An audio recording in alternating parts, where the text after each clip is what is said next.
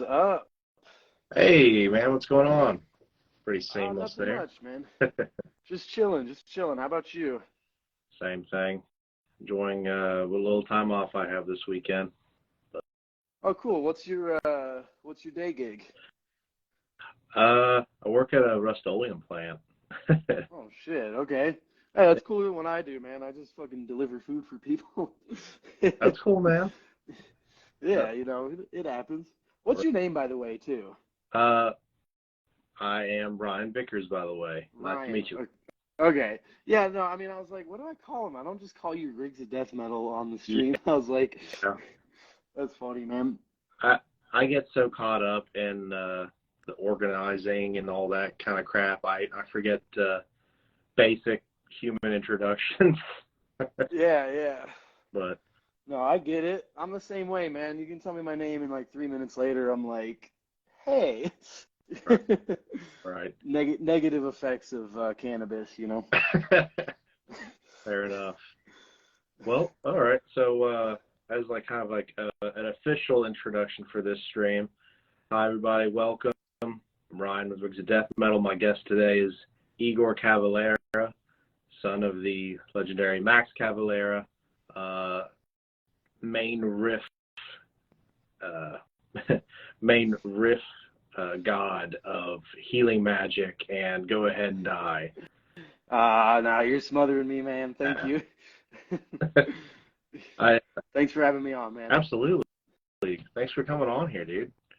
Um, which I ever since I got to see you play with Healing Magic, opening up for your dad and uncle, doing the I don't know what you call that tour. I guess it's Cavalera Conspiracy, where they were just playing through Beneath the Remains and Arise. But yeah, after I saw Healing Magic, I was like, oh my god, this shit's awesome. And then I found Go Ahead and Die, and which is even more up my alley. Yeah, definitely, man. I figure we'll talk more about that a little bit than the sludgy stuff. We'll try to stay on the brutal topics as much as we can. Fair enough. Hey, it's all welcome here. Hell yeah, man. Well, gosh, I'm not sure which part to start into because there's so much background stuff I wanted to dive into with you. But Hey, just shoot. Yeah, Just shoot. yeah. Well, we're a very gear-centric page and everything, so I guess we'll start with the simple gear walkthrough. Do you have differing kind of setups for Healing Magic and Go Ahead and Die, or are you pretty straightforward, simple copy? No, it's definitely different because of the different music styles. You know what I mean? Yeah. Healing Magic is much more sludgy, even psychedelic and weirder, I guess you could say. Go Ahead and Die is more straightforward, brutal, high gain Sure. type of thing. So yeah, what I was using with Healing Magic that I actually recorded with was the just the orange 4x12. I've had one of those since I was like 17 or so. You know what I mean? I've always been a big fan of the warm, high, mid tone for that type of stuff. Hmm. For sludge and doom and stuff like that. And then I was actually using for a head on that album was just a 5150. That's kind of my go-to. The classic 5150. I still have one of those before Eddie Van Halen left the building. Yeah. And that head is just great. You really can't go wrong with it. And I use that on both records, but I just switched cabinets. So for the Go Ahead and Die stuff, I think the first record I was just using a PV 6505 cab. Yeah. Once again, you can't go wrong with those for death metal, Mhm. punk, hardcore, even. Like there's so many different tones you can dial in on those. And then it's a little secret, but we did another album recently, and on that one I actually used Marshall. I forget which cab exactly, but I used a Marshall with the 5150, and that was really cool. I've never really used a lot of Marshalls. They're expensive and hard to find vintage ones. You know what I mean? But Yeah. the studio I was at had legit, like I want to say like late 70s cab or something like that. So Okay. that was really cool, and for the first time on that record, I recorded straight in front of the amp. Usually I've been sit in the console room with the producer type of guy, but Yeah. this album I was like, let's just get as much gain and response from the amp as we can. So I stood right in front of it, gain on like 10, and it came for some really really nasty tone. Nice. Aside from that, I've used ESP guitars for a while. Hmm. I managed to lock in an endorsement with them some years ago, and honestly, like Tony Rouser, who's their main A&R guy in LA now, is like a good friend of mine. So I love ESP. They're great guitars. They're great people. They treat me very well. So I don't see myself going with any other guitars. I've tried other stuff. I've tried Jackson's. I've tried BC Rich's. I always just end up going back to ESP, and they treat me nice. So if it ain't fixed, don't, or if it ain't broken, don't fix it, type of thing. Yeah, absolutely. I'm a huge proponent for ESP. I've got an Eclipse myself, and they kind of have like this plug and play, like their QC out of the gate. All the guitars come set up just ready to go gig almost immediately. But Yeah, they're durable too. You can take them on the road. You can take them in different weathers. Like when I tour, I'm in everything from Arizona deserts to the bayou to the Northeast and all over. So yeah, your guitars can take a crap on you if they're not decent instruments. But even the middle class ESPs will hold up on the road and don't usually need much work to stand the test of time. So that's why I stick with them. absolutely. I think it's interesting too that for radically different tones, same amp but different cabs, which is something I think a lot of people tend to look over, is just how drastically different a change in cab and speaker and everything can make. But Oh, definitely. Yeah, I've used tons of different cabs on the road. Sometimes when you're on tour with a band, they'll be like, "Hey, do you want to use ours tonight?" So I've used Mesa before. I've used Emperors. I've used Angles. Everything in between. In my opinion, if you know what you're doing, you'll make anything sound good. I think it comes down to just a preference thing. yeah, Maybe even up here, a little bit of placebo. You might think it sounds better when it's not that much of a difference.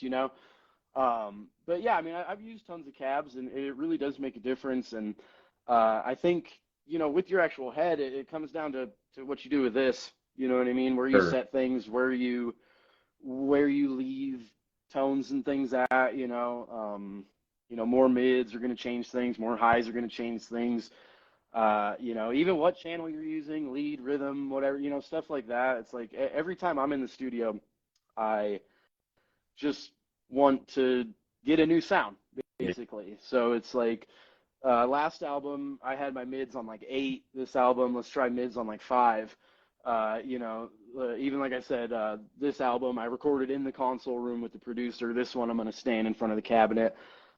It's usually my goal to get a different sound however you can. And there's so many different components that go into it when making a record as opposed to a live show. hmm, What mics you use, what board they're doing. Even the engineer behind the board is going to make a big difference how you sound. But yeah, to me, it's like that 5150 is just like all reliable. Like you can get whatever you want out of it, a clean tone, dirty tone, sludge, death metal, punk, rock and roll. I'm a big purveyor of different types of music. So that thing is just, you can't go wrong with it. yeah. That was kind of me with the dual rectifier for many many years. Nice. I just would use that to any kind of style of heavy or kind of aggressive music, and the one I had even had a decent clean channel, so I even did some jazz stuff with it. Nice. Yeah, like I But said, I think it comes down to just what you do with the amp, sure, and how you use it. And to be honest, a lot of it's hands too. yeah, You can have the same person on the same rig, same dial settings and stuff, it might sound different just based on their hands or even the guitar or the pickups. And I think that's what a lot of people overlook. Like you said, a lot of people will assume just switching out the head is going to get you the new tone, but there's a lot of different things you can do. You try different guitars, you can try different Yeah. pickups, I mean, even cables. I've changed out cables before, and all of a sudden it sounds better. So it's all a trial and error kind of thing, and finding what you like. And my rule is once I like something, start laying tracks, because you're gonna just start overthinking it or messing around too much, and all of a sudden you spend a whole day in the studio just finding a sound, not even laying anything. So it's Right. kind of, I'm one of those people where it's like, it sounds good here. Let's go. You know what I mean? Yeah. Let's not overthink this. Let's not lose our minds over it. Just get the knobs where you want them to be and start ripping. Well, on that note, at the risk of going down a different rabbit hole, are you much of a pedal guy at all, or are you kind of just a strict amp gang? Or Uh, it really depends. I would say, for Healing Magic, I use a lot more pedals. Once again, we're going for that psychedelic sludge kind of vibe, so it's not out of the question that I'm using a flanger, a delay, a chorus, a couple, nothing too crazy, but your basics. I use a couple Boss pedals. I have like a homemade phase shifter that I got from my buddy Travis, and I like to have fun with that stuff more with that band. Go Ahead and Die is more of a straightforward, thrashy, crust punk kind of thing, so there's yeah, not as much use on those. But yeah, I mean, my rule has always just been like delay, phase shifter, chorus. You can get a lot of crazy sounds out of just those couple of pedals. And then I was playing bass for a while too. I've played bass in a couple of bands. Even played bass with Soulfly for a little while. And there's cool fuzzes you can find for that. Like I said, like even sometimes the simple just like Boss pedals do really good. oh yeah, And they're really really durable and stuff like that. And I mean, I like custom pedals, but they're pricey, and I don't know anyone that's gonna make them for free. So hashtag not sponsored or whatever. But yeah, I mean, I like pedals. I look at them as like they should just be for accenting and parts. They shouldn't be like a crutch. If you're relying on them, then maybe go back to the drawing board. But for me, they're about having fun, and even just like making noise. Sometimes I'm a big fan of just kind of going crazy and twisting knobs on stage and doing shit like that. So pedals are cool. I'm not a hater. no Joe Bonamassa here. No, I don't no, know. no, not at all. I mean, I like bends, but I like pedals too. I mean, it's good to have a little retro and a little new school and put them together and see what happens. Right. Well, where would you say your tone inspiration comes from? Like with Healing Magic, are you trying to invoke maybe like a little bit of like Sleep or some other like kind of sludge band? And for Go Ahead and Die, maybe you're like uh, I don't know, any classic thrash band, et cetera, et cetera.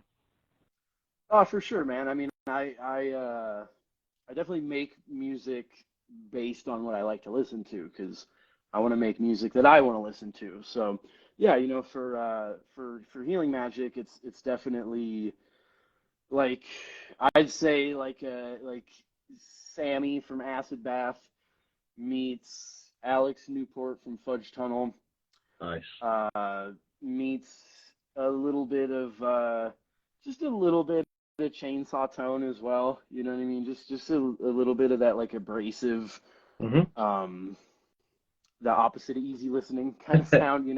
Right. And then obviously for the clean stuff, I'd say that's really inspired by like Neurosis's like kind of clean Yeah. sounds and stuff that they come up with.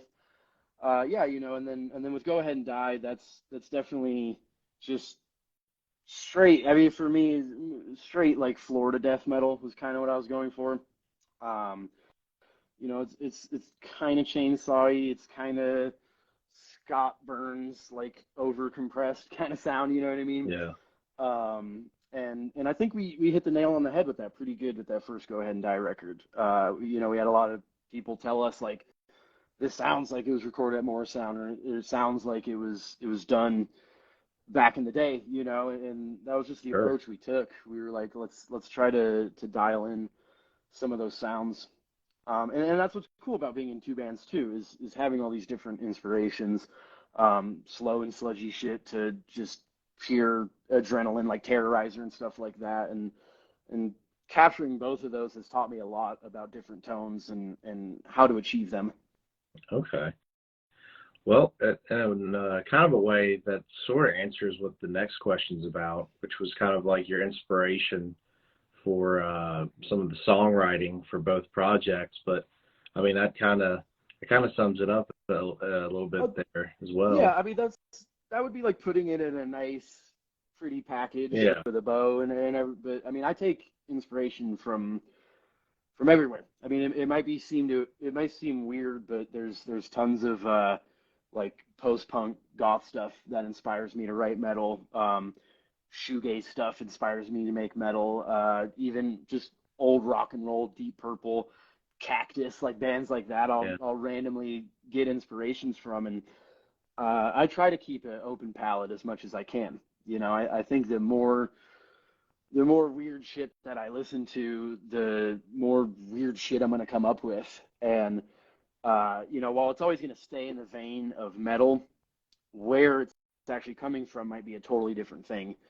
But, at the end of the day, there is a vision and there is kind of like a central inspiration. But, realistically, there's no telling where an idea is going to come from.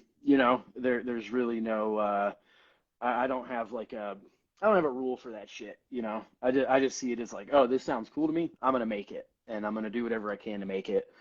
And it's kind of the same with my dad. I mean, Go Ahead and Die I do with my dad, so he's coming up with riffs as well, and he's showing up to practice randomly one day, like, hey, check out this. Like, I had an idea from this song. You know what I mean? And so it's cool. That dynamic is fun and it's creative and it keeps me interested in what I'm doing, which is the most important part at the end of the day. And I think a lot of that interest just comes from having an open palette. Absolutely. And I think that's something more people do than what they want to talk about. I think everybody likes to think that they're coming up with something 100% fresh and original. It's never even been remotely heard before. But I think at the end of the day, a lot of us, I mean, we all have our favorite stuff that we listen to or even grew up with, that we're like, I want a little taste of that. Like, I want to do kind of my own version of that. And that's where a lot of inspiration comes from. And sometimes tones go hand in hand with that. It's kind of hard to hear the sort of quintessential Swedish death metal riff, like the whole open note and then riffing on the A string kind of pedal tone thing, and not hear an HM2 pedal. You know what I mean? No, for sure. But on that same note, you could play those tremolo riffs and those things like that, and you change the tone. All of a sudden, you're playing surf rock. Exactly. So it comes down to what you're doing with it and how you utilize it. But no, you're right. Once something hits your ears, you kind of pick up like oh, that's like this, or oh, that reminds me of this. And I mean, I think a lot of that comes from we're heavy metal, something that's been around for 5 decades or so now. So there's saturation, there's tons of bands out there doing it. So it's only natural that some things are going to remind you of others. And it's not always about being just completely unheard of. Sometimes it's taking a new twist on something that exists, or executing something really well that already exists. And to me, that's what's important. It's just executing it well. Yeah. And kind of like you were talking about, sometimes just serving as sort of a melting pot for inspirations too. Taking some goth or dark wave kind of stuff and kind of throwing that elements of that into something like metal or punk or who knows. Yeah, I mean, it's all keys at the end of the day, really. Yeah. When I'm listening to music, everything has a melody, everything has a vibe going on or whatever. So it's like it's cool to come up with shit like that. And I actually get really excited when I'm listening to something random and I'm like, that would sound crazy through a distorted tone or through a bunch of effects and this and that, and that's how I come up with stuff. And um, you know, sometimes it comes for weird shit, sometimes it comes for really cool stuff. Some people might get it, some people might not, but that's not why I do it. I do it because I want to make it. Sure. Um, the next question is, well, who got you started playing? Which I'm sure a lot of people would probably jump to the conclusion that maybe it was your dad, but maybe it wasn't. Maybe I don't know. Maybe somebody like Slash or Chuck Schuldiner or Iggy Pop made you want to get into music. Who knows? But For sure. Yeah, I mean, it's one of those things. It's like I guess I had the foot in the door through my family, obviously. Not a lot of people were at heavy metal shows when they were 8 or 9 years old. So it's like I definitely had the foot in. But my parents were never forceful about it. They never sent me to classes. They never told me you should play. They never did anything like that. It was more of a natural decision. And I actually started on drums, funny enough. I started playing drums when I was like 10, and that was kind of what got me going. I think it was dudes like Bill Ward and old rock drummers yeah, that kind of got me interested in it because I was like, wow, these dudes are beating the shit out of these drums. It looks like a lot of fun. I was an angsty preteen, and sure. when I started playing drums, that's when I kind of got into music. Um, and then it was one of those things. It was like I wanted to learn everything I could, so I started playing guitar and I started playing bass um, But if I had to narrow it down to like one dude, it'd probably be like Tom G. Warrior, because I think I saw this interview of him once where he was saying something like, we aren't even good. We don't even know how to play. We don't have any idea what we're doing, but we're passionate about it and energetic about it. And that's kind of what clicked with me. It's not all technical ingenuity. It's not all about skill. When you're writing a song, it's not the most insane best thing you can play. It's about writing a good song. And I think Tom G was a guy that clicked for me. It was like you can make riffs with 2 or 3 chords, and it's very effective. And not only that, but vocally too. He's not an amazing singer. He's not this technically proficient dude that would be in Queensryche or something. No, he's just up there yelling and grunting and just giving it his all. And so for me that was huge. And I think from Hellhammer, Celtic Frost, that's what got me into extreme music. That's what got me into death metal and grind and doom metal and things like that was starting with them. So yeah, if I had to pinpoint it was definitely hearing Morbid Tales for the first time. Awesome. That definitely.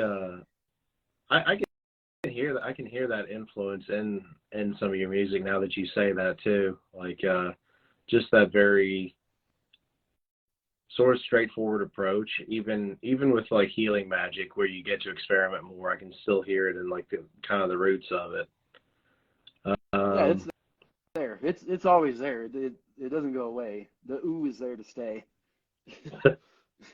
The ooh. Oh man. God. He came up with that from James Brown. Really? Crazy, right? No, Yeah, I we never heard. we can thank James Brown for the ooh. Huh. I heard somebody else credit James Brown as being like sort of a credit for inventing like screaming in music, like kind of like the primordial ooze for where all the more aggressive vocals came from after, like a lot of Yeah. soul stuff. Oh, definitely. He had a very raspy voice. There Yeah. was a lot of rumble to it. We should all take a moment and thank James Brown right now. I think that's the moral of the story. Absolutely. James Brown's awesome. Oh, he is for sure. I mean, funk is awesome. If you want to learn how to play bass, listen to funk. Oh God, yeah. Dude, even some of the rhythm guitar is like Oh, for sure. it might seem simple or repetitive, but there it's one of those kind of like in the pocket kind of things. Yeah. Like I think it's Josh Smith, this one blues player, has like a really good guitar lesson floating out there somewhere on YouTube about like I can't remember James Brown's guitar player's name, but like his style of playing. Just very in the pocket, but very, very tight and hard to kind of keep at an actual steady pace the way he does. But Yeah, no, I mean but it has a lot of fundamentals, guitar players like that, sure. and they I think it has a lot of right hand, Yeah, picking hand, like dexterity and dynamics and things like that, which once again, I think that's another thing people kind of overlook. When you're watching videos on Instagram or your YouTube or whatever, there's these dudes shredding, and it's really easy to pay attention to what their fretting hand is doing because it's like, oh wow, that looks crazy, but that right hand, in my opinion, that picking hand is so important yeah, to what you're doing. The way you pick and the way that you do things, and like we were talking about funk, like if you don't have that kind of like yep, rhythm, you're not going to be able to do it, And to me, when I got into metal guitar playing, the picking hand was super important. That was almost what I wanted to master more than anything. Being able to do those James Hetfield down picks, like type stuff, and yeah, triplets and tremolo picking, and even for Healing Magic, a lot of the like chord picking, single string type stuff. It's so important. You know what I mean? You can just hold one chord with your fretting hand and make it sound really cool by what you're doing with your picking hand, and that's always been an approach that I take. And yeah. that picking hand is how you stay in the pocket, in my opinion. Absolutely. Um, I think I guess sort of one of the more modern. I guess it'd be at least. I guess it's been almost more than a decade now, but Meshuggah's Bleed, I guess, would be like one of the more modern examples of left hand minimalism, right hand's kind of doing most of the work there and making a simple idea seem like a huge, really awesome riff that sticks in your head. Yeah, I mean, for sure. I think they even like maybe Frederick or somebody even threw out that it's basically just a picking exercise. It is. Yeah, and it's a hard one at that. I mean, if you've ever tried playing No. that rhythm, it's really weird. It's really really bouncy and really it takes like a muscle memory to do stuff like that, in my opinion. You have to sit there and do it, or even like early Gojira stuff. Like I love that album, The Link. There's a lot of Yeah. insane picking patterns and things like that on it, and I appreciate stuff like that. Yeah. I think it's cool. It's like even if it's not something I would necessarily write or something I would come up with, I can appreciate what it is, and I can learn something from it.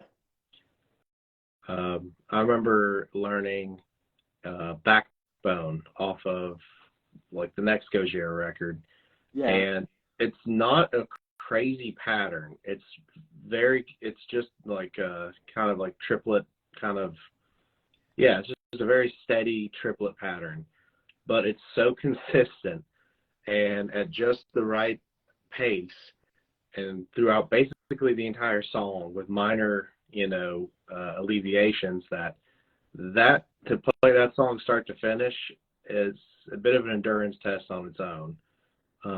And it's not even that crazy of a pattern. It's a pretty simple idea, but man, it wears on your forearm after a while. Oh, for sure. I mean, once again, that's just the picking hand strength and the dynamic, and even if it's not crazy, it'll teach you. It'll put you in your place.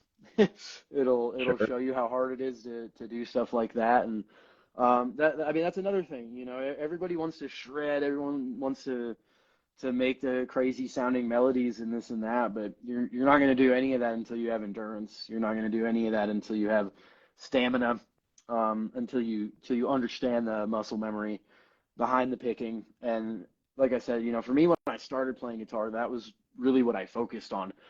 Don't drop the pick for one. Don't get stuck on the strings. Like work up your power to where you can do it. And once you get that, then you can start going crazy on the fretboard. That's when you can start doing the fun wheedly shit. But you gotta build the fundamentals first. That's always been my opinion. Right. Um, so one thing I'm curious about, um, it's certainly been seen with your dad, um, this kind of a need to put out more projects than anybody could ever possibly go play live with. Um, your uncle tends to show, you know, a wide interest in different genres of music and just trying to put out as much music out there and experiment with as many sounds as possible. And it seems like you're kind of falling right in line with that. Was this something that was maybe preached about or something in the Cavalera household growing up about just appreciating the different styles? Is this just in the blood? Where do you think this family trait of this wide umbrella of musical taste, where do you think this might stem from? I mean, yeah, you could definitely say it stems from childhood or upbringing, household, whatever you want to call it. My dad listens to a lot of stuff people would be surprised by. I mean, his first concert was Queen. That's what got him into music. It wasn't Sabbath. It wasn't Hellhammer or Venom. No, it was Queen. So he has an interesting taste. And yeah, I think some of that rubbed off on me, but it kind of came down to the point where I just got into the things I like. And if you were to talk to any of my family members, we all listen to very different stuff. Some of us like hip hop more, some of us like reggae more. One or two of us don't even really listen to music that much at all. And I'm more the goth guy. I like the sad stuff and the dark stuff, and that definitely stems from just growing up in the house, hearing different things. And fortunately for me, I was in the MySpace era, so I could type in one band and then find 15 bands of the same style. And that's something I didn't take for granted as a kid. My dad would have to go buy records as a kid, share records with his buddies. He was in the tape trading and Yeah, stuff like that. And so for me, like having all of that music, all that content at my fingertips as like a 12-year-old, like that just it really shaped what I listened to and how I got into it. And yeah, I definitely do think it was. I don't know if preached is the right word, but I think just it was just shown to me to listen to different stuff. I would see my dad he'd listen to, Napalm Death and Carcass and stuff like that, but then he would listen to U2 and Paul Simon, and then he'd listen to Bob Marley, and then he'd listen to Peter Tosh and Dub and like all this crazy shit, and I picked up a lot of that because I would hang out with him a lot when I was a kid, and he was actually the guy that like take me and my buddies to the skate park and do stuff like that. So, there's certainly a big part of that rubbed off on me. And then I just took it as my own and went in my own direction and found music that I listened to. And my uncle's the same way. When I tour with my uncle, he'll show me some grind stuff, followed by some full on dance house type stuff. And we listen to all different types of stuff to get pumped for shows and to get pumped to make music. And I'm glad I think like that. There's a Yeah, lot of closed-mindedness in metal, and I'm glad that I was raised with a sense of like, nah, man, fuck that. Listen to what you want. Don't give a shit what other people think. Come up with riffs, you know, however you want to. And it was like my dad told me once. He's like, oh yeah, everybody talks shit about Bono, but I came up with a rise from U2, so you can thank Bono for that. It's like huh? random stuff like that, where I was like, wow, that's a good analogy. You know what I mean? That's a good way to look at it. Like you never know when you're going to come up with things or how you're going to come up with things. So keep your options open. Absolutely. Wow. I never would have arise from you two. That's interesting. Yeah, under a pale gray sky, under a blood red sky. Hmm. Interesting.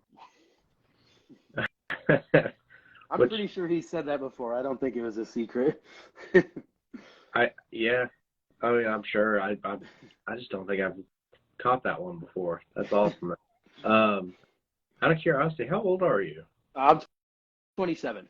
I'll Okay. be 28 later this year. All right. We're not too far off. I'm 31. So Oh, we were okay. both we were both pretty much part of like that whole, MySpace generation kind of thing where you could, you find one band that you liked and they're like top 10 or whatever. You Yeah. find more bands and so on and so forth. I remember that's how I found like Mirkskog and a bunch of like, stuff that I still listen to this day. Um, Kind of miss those days. Yeah. But No, it's different for sure. It's yeah, definitely a different world, and streaming definitely revolutionized a lot of that. And yeah, I think MySpace and early YouTube was kind of the starting of streaming and leading to what we have now, like Spotify and Tidal and stuff like that. But yeah, I mean, I think our generation is interesting because we were raised primarily by people born in the 60s, 70s, and they had a very different view of music and especially metal. Um, 80s metalheads would have probably hated me for admitting I listen to some of the stuff that I do. I mean, I get down with some hair metal, I get down with some Rat and some Dokken, and sure, that those were very opposite sides of the spectrum back then. But right, that was also 40 years ago, and times change, and we're a different generation now, and yeah, I'm glad for it because music has evolved thanks to that, and music has taken on new shapes because of that, and gone in new directions, and that's why we have new cool bands that splice stuff that you never would have thought of, and I yeah, think a lot of that goes to the open-mindedness. yeah. I can relate to that.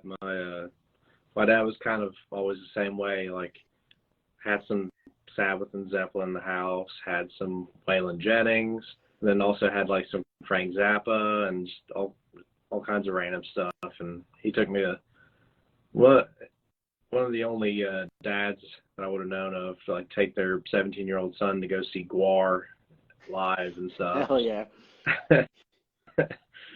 So Oh, that's uh, cool. shout out to cool dads. Oh, for sure.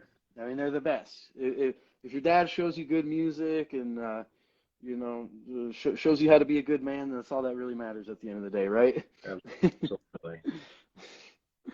Well, speaking of which, do you guys have some plans to go do some Go Ahead and Die shows in anytime in the near future or?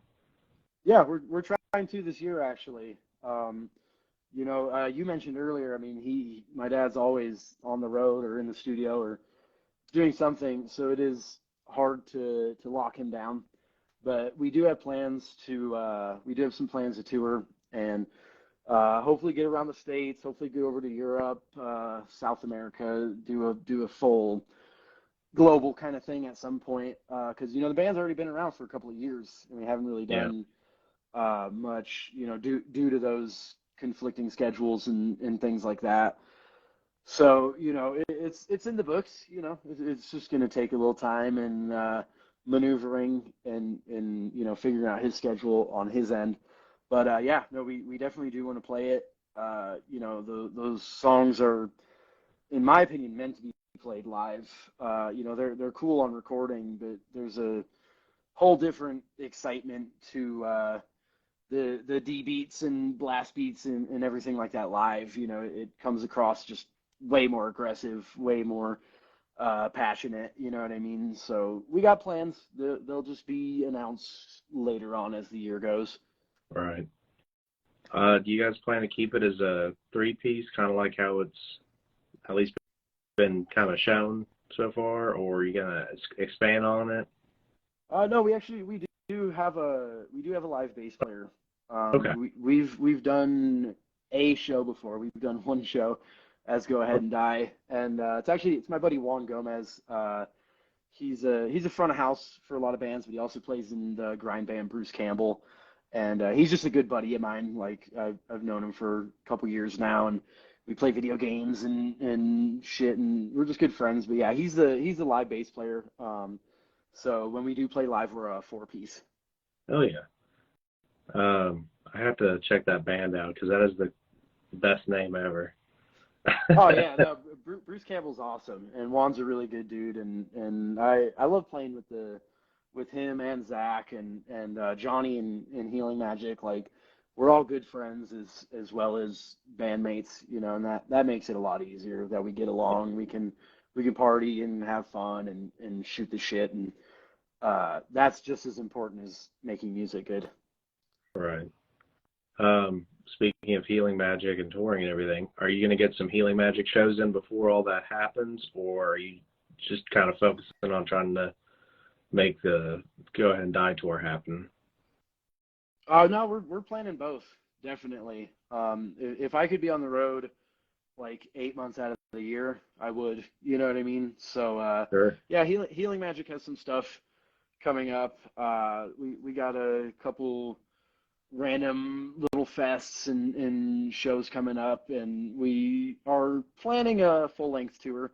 Once again, it's still in the background. Yeah. The all the shadow work is going on still. But yeah, no, we want to get out with Healing Magic.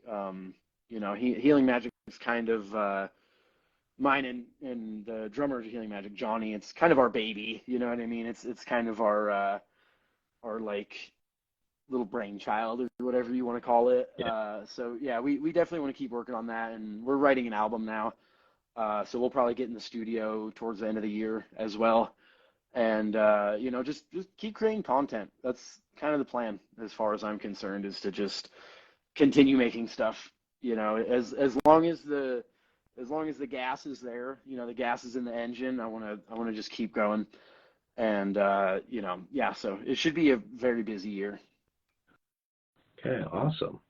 Looking forward to it. I'd love to catch Healing Magic again, but definitely want to hear those Go Ahead songs live because they are very high energy. It kind of, well, I guess like crust punk, maybe some grindcore kind of stuff.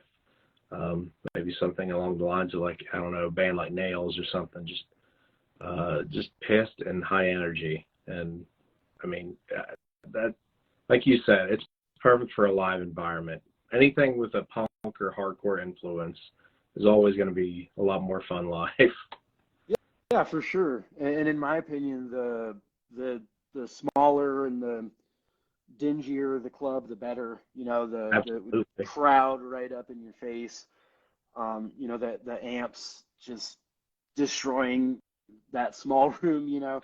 That's definitely the vibe that I want to go for. And yeah, you're picking it up. There's definitely a crust punk D beat vibe. That's a really important genre for me. Like around the same time I was getting into Celtic Frost and Venom and Motorhead, I was getting into Discharge and Doom and shit like that. So, Go Ahead and Die is interesting because I'm definitely pushing for the punk, crusty, fuck the police kind of vibes, and then my dad is like, let's go brutal, like Entombed, Left Hand Path era. You know what I mean? And that's sort of how we wound up with what we were doing, was those different, once again, just different dynamics coming into the table. One day we might be writing a song based on Never Again by Discharge, and then the next day we're making a song based on Bull Thrower, and what when you put it all together, I think it came out really cool. Yeah, absolutely. I mean, a lot of those, I guess, like Scandinavian bands, even like early black metal stuff, a lot of those guys were being heavily influenced by a lot of American hardcore and punk at the time too. So I mean, it makes sense for those two styles to work together and blend so seamlessly. But yeah, I mean, in my opinion, you wouldn't even have metal without punk.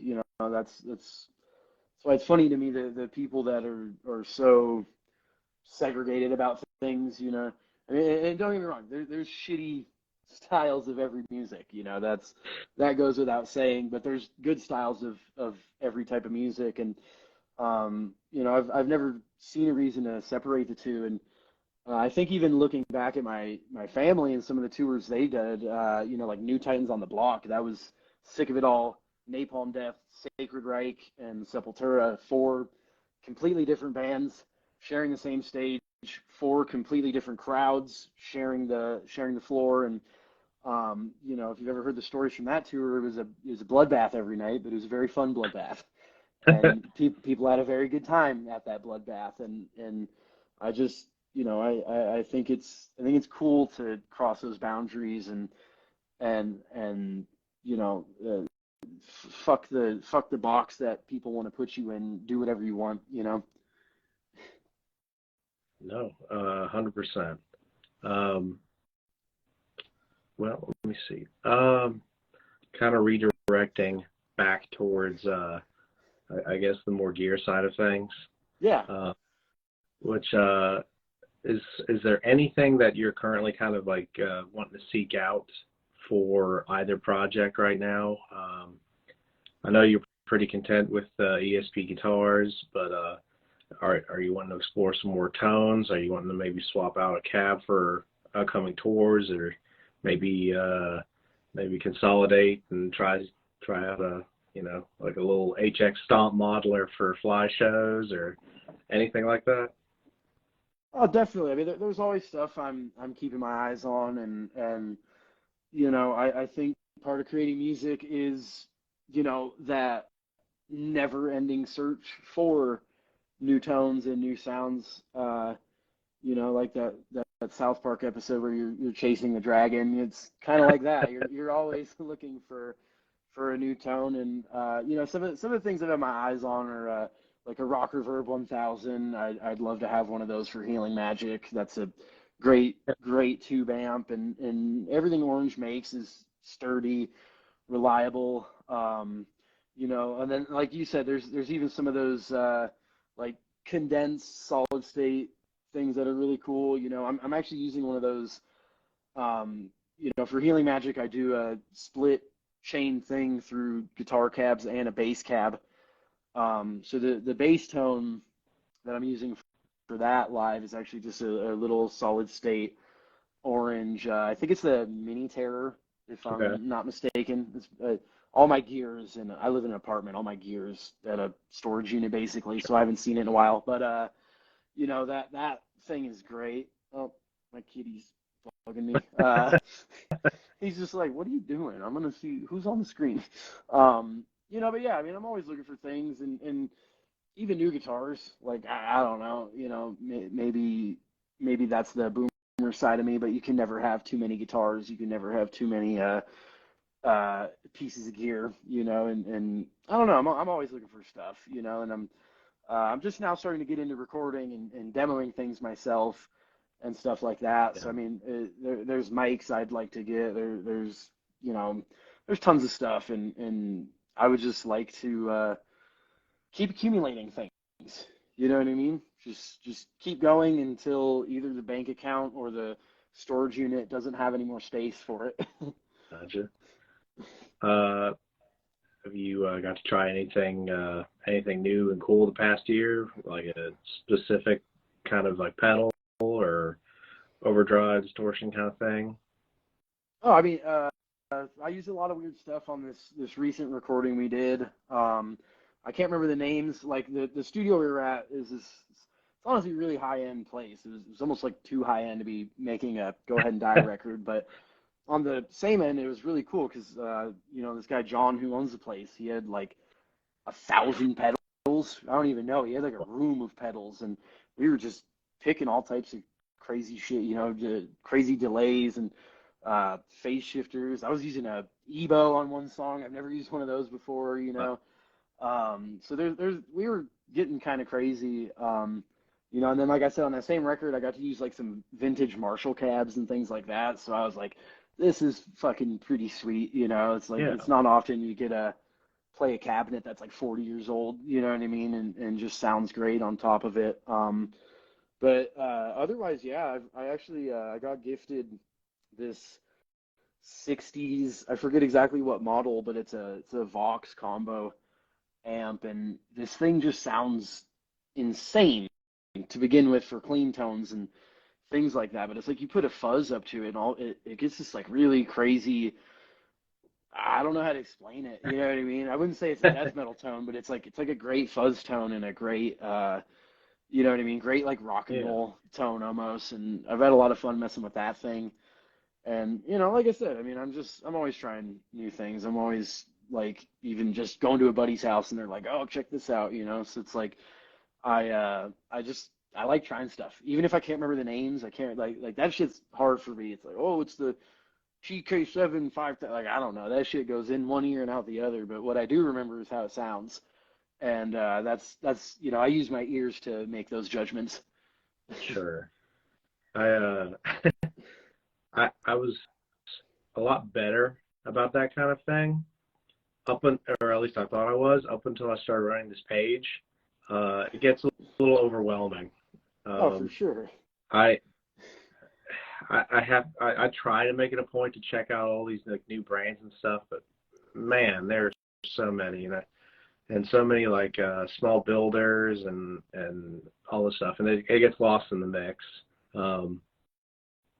I kind of forget what I have here sometimes, but no, definitely.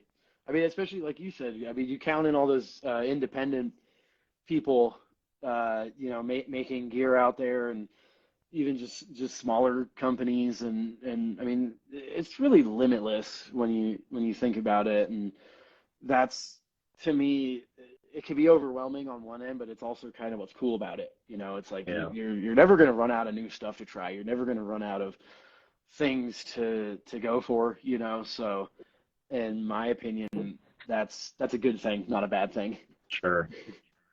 The one deciding or like kind of what's helped me kind of wade through it at this point is because so many of the companies are just maybe a couple of people, like one person or a couple of people running it and actually building everything themselves. At this point, it's like just personal relationships that I end up building with everybody. But yeah, which there's a ton of cool people I've got to meet through doing all this stuff too. But a lot of fun toys out there regardless. No, definitely. I mean, you're doing the Dark Lord's work, man. You're bringing attention to those people, and you know what I mean. You're giving it a platform and a place to talk about it, and for people to expand that knowledge. So, I mean, I appreciate it myself, and I know other people do, man. So it is cool, and if anything, you deserve those connections. Well, so do you, man. Because honestly, part of it was in prepping for this, but at the same time, for own self-indulgence, I've been listening to the Go Ahead and Die record all week. It's just been kind of stuck in my head at this point. Awesome. No, I'm glad to hear that, man. Which and Healing Magic's crazy fun too. That every time I go to a show, if there's a band I don't know, I'll at least leave like one band a mystery, just for just so whenever I show up and pleasantly surprised. And I remember you guys going on. I'm like, I think that's Max's son, because I think you had been in some Soulfly videos and stuff too, right? Yeah, I played bass for Soulfly for a year when they were in between Tony Sure. Campos and Mike, who plays now. Yeah, so I was in a video and some live videos Okay. and things like that. All right. So yeah. All right. Because I thought I had recognized you, and then ended up looking it up after the show and everything. I'm like, I was right. But Nice. anyway. Thanks for going in with an open mind too, because a lot of people hear the name Healing Magic and this and that. They're like, that's not very metal. Well, maybe just watch us play. You'll see how heavy we are. You know. Well, yeah, absolutely. I was definitely I I always try to do that. At least for one band, and it keeps it fun and interesting, and kind of reminds me of when I was a teenager going to, the the YWCA for punk shows and stuff, and never knowing what's going to happen. I remember, the band Gatecreeper. Yeah, they're Arizona dudes as well. I know them. I think it was 2015. I was going to go see Nails, and they were one of the opening bands, and I'm like, I thought about going and checking them out beforehand, but I was like, no. It's kind of at the time I thought it was kind of a not silly name, but it was like kind of tongue in cheek, right there at the edge of it's cool but also silly. And then left it a mystery and went there, and they wound up being my favorite band playing that night, and now I love them. I've had them on the show too. And killer band, and they've just blown up since then. So No, for sure. But I think that's good that you went in with that, like, what's the word? Like, no no notions before it. yeah, No preconceived idea. Because especially when bands blow up, you know, it's either in my opinion they're getting it for a reason, or they got good marketing, or this or that. But sometimes I just want to go see it myself and just make my own evaluation of it, and sometimes the live show will give you a way better idea of the band than their album, because some bands aren't album bands, and yeah. some bands aren't good live on the other hand. So it's like it's good to just approach it with, let me see what's going to happen, and sometimes you find some of your favorite bands that way. Yeah, absolutely. On that note, will be my last question. What would you say would be your top 4 death metal bands or albums, whichever is easier to narrow down? All time? All time. Okay.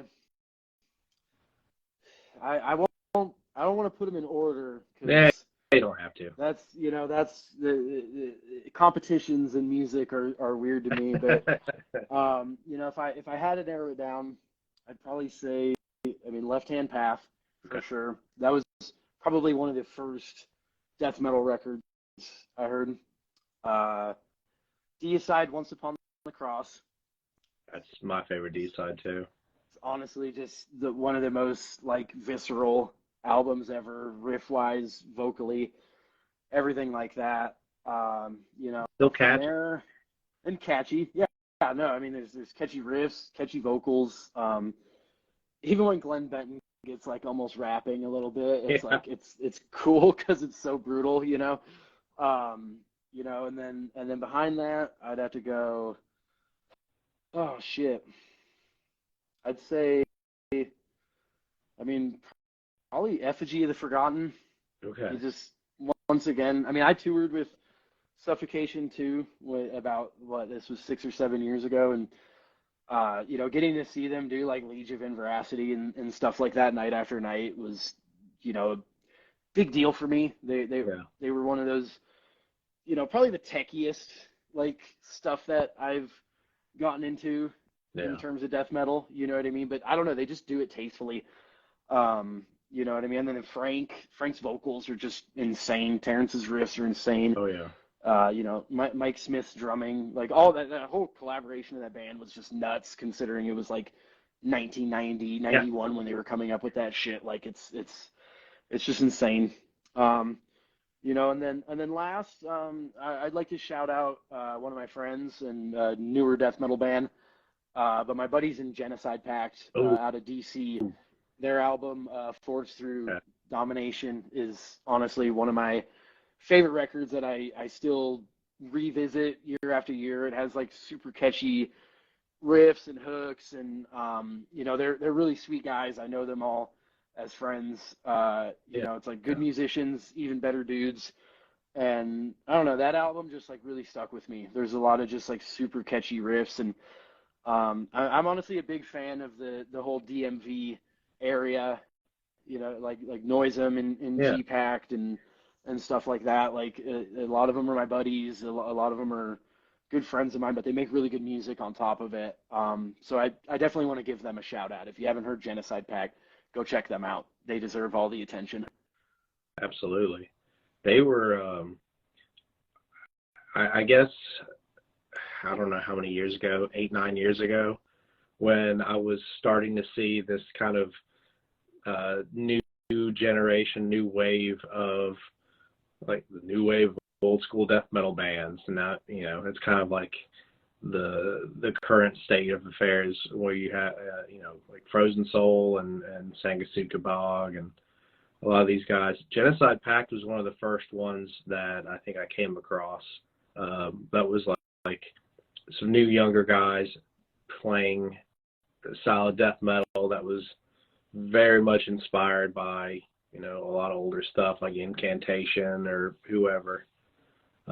Yeah, killer band. What they just they did a new music video. Was it last year or the year before maybe? I think They so. were Yeah. and they put out that album yet? Or I think they did. I think that was their first Relapse release because I think they were on A389. That was when I first caught a hold of them. I loved a lot of that A389 stuff. That was one of my favorite labels for a while for hardcore, death metal, grindcore, Yeah. stuff like that. And yeah, man, G-Pact was definitely them. But yeah, I think that most recent one, it was either their first or second release through Relapse, and that was a really good record too, for sure. I need to go check that out because I remember that one music video, the black and white one.